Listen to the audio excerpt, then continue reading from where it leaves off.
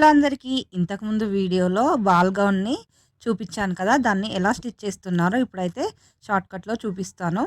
ఫస్ట్‌గా ఈ షేప్‌లో lining cloth, main cloth and క్యాన్‌ని కట్ చేసుకోవాలి. కట్ చేసుకున్న తర్వాత మెయిన్ క్లాత్‌కి క్యాన్‌ని అటాచ్ చేసేసుకోవాలి. ఆ తర్వాత మూన్ పట్టీ అనేది అతను స్టిచ్ చేస్తున్నారు కదా! కింద డౌన్‌లో లైనింగ్ క్లాత్ పైన మిడిల్‌లో నుంచి వచ్చేసిన తర్వాత దాన్ని స్టిచ్ చేసేసి ఉల్టా తిప్పేసిన తర్వాత యాజ్ ఇట్ ఈజ్ వీడియోలో చూపిస్తున్నట్టుగా స్టిచ్ చేసేసుకోవాలి.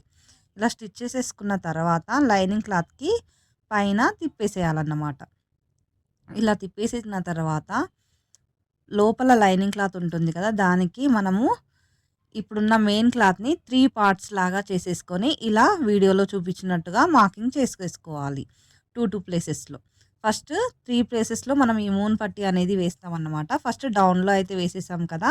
నెక్స్ట్ పైన ఇంకొక 2 పార్ట్స్‌లో మార్కింగ్ చేసేసుకొని ఆ లైనింగ్ క్లాత్‌కి ఈ మూన్ పట్టీని అటాచ్ చేసుకోవాలి. ఈ మూన్ పట్టీ అటాచ్ చేసుకోవడం వల్ల పెటల్స్ అనేవి ఇట్లా రౌండ్‌గా తిరుగుతాయి. దీని యూజ్. తర్వాత మొత్తము ఈ పీసెస్‌ని 12 పీసెస్ వరకు వచ్చాయి. వీటినన్నిటిని జాయిన్ చేసేసుకోవాలి. Front side 6 pieces, back side 6 pieces. మన వేస్ట్ మెజర్‌మెంట్‌ని బట్టి వస్తాయన్నమాట. ఇలా స్టిచ్ చేసిన తర్వాత ఈ విధంగా వస్తుంది. లాస్ట్ ఫినిషింగ్‌లో బాల్ గౌన్ అనేది ఈ విధంగా వచ్చింది. ఎలా ఉందో కామెంట్ చేయండి. నచ్చితే లైక్ చేయండి. Please subscribe my channel. Bye.